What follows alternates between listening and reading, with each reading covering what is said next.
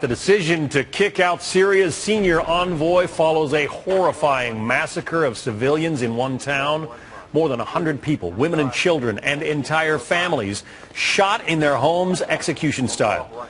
Governments around the world also expelling Syrian diplomats in response to the slaughter. But has the White House done enough? James Rosen on that story from Washington. James.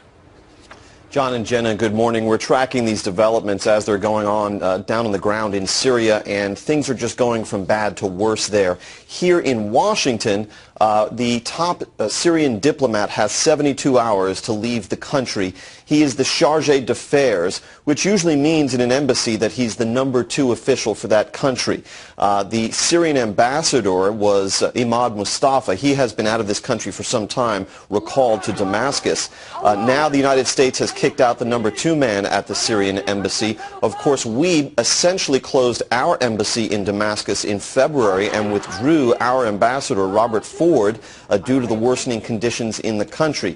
Meantime, the United Nations Human Rights Office has now concluded about that massacre in the city of Hula in Syria this past Friday that killed at least 108 people, many of them women and children, as John just noted. They have concluded that this was an execution-style attack, and fewer than 20 of those victims were the victims of government shelling. Indeed, it appears as though the Assad regime may have shelled the location after the execution took place to try to make it look as if it was just another incident in war.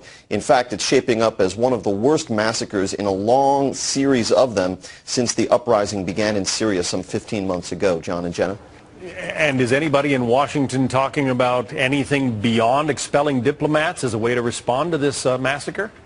Well, we're expecting briefings from the State Department and the White House later this afternoon, and we'll be monitoring those.